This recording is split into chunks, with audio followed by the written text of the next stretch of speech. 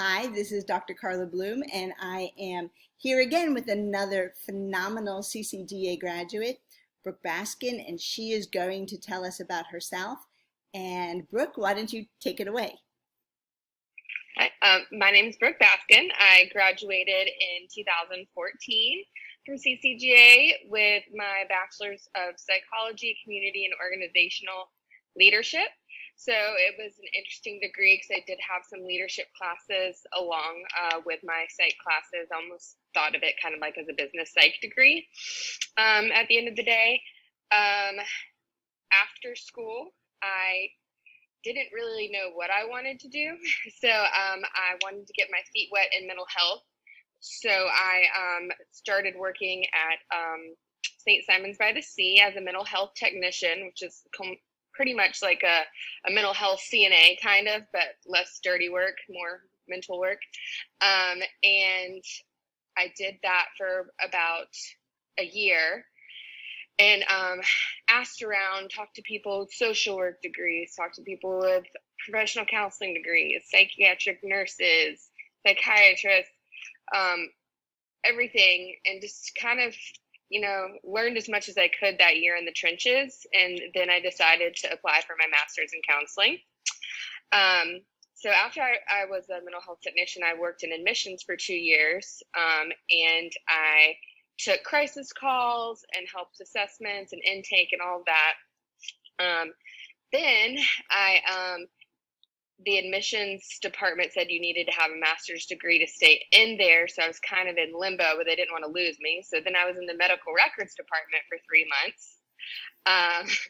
And I was standing in for the director of medical records while she was on maternity leave. So I kind of got to learn a lot. Then a discharge planning position opened up, and I applied for that. And I ended up discharge planning for a year, which was the opposite of admissions. So I kind of was able to do that.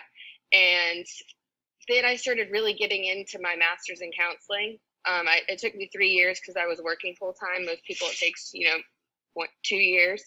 And the business development position opened up, which is basically marketing and sales. So I was flexible. I was able to drive around, kind of make my own hours. I wasn't tethered to the office. And then I was able to do my 700 hours of internship and still make my contacts and everything. So I've done a lot with this degree. And now my most recent job, I'm leaving St. Simon's by the Sea after 6 years and many, many positions. And I learned a lot. A great opportunity opened up for me locally that didn't require travel. And I will be a lifestyle advisor in Marsh's Edge, which will be advising. And actually, the reason I was drawn to it is because we opened a senior unit my last year at St. Simon's by the Sea. So I was marketing the senior unit a lot. I was doing my internship at the senior unit a lot.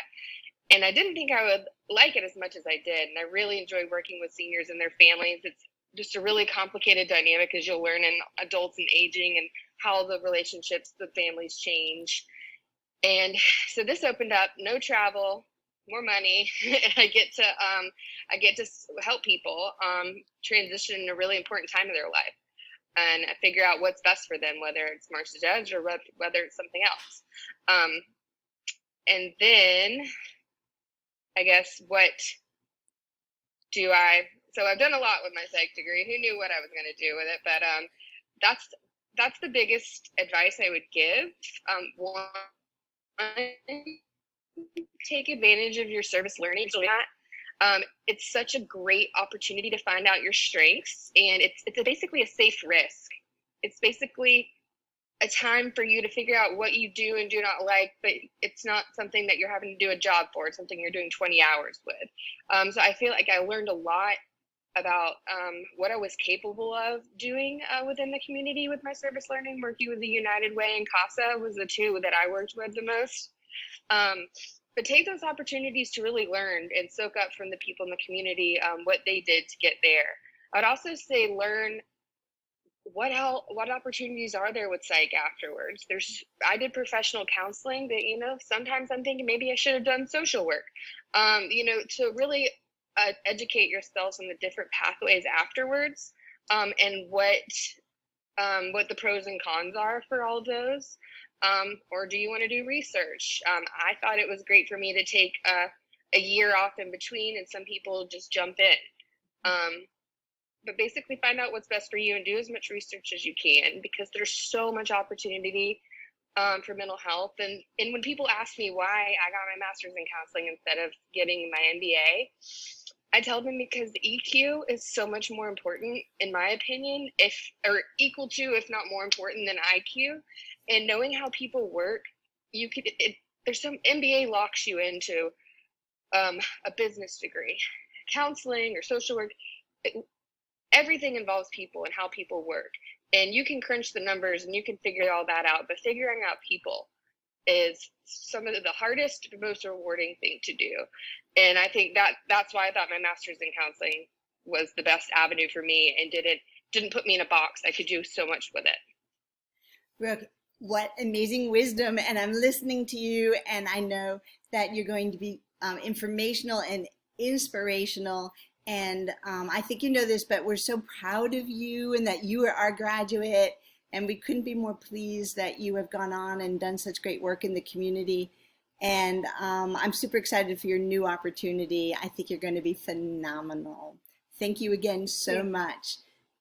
Bye-bye. Bye. Best of luck.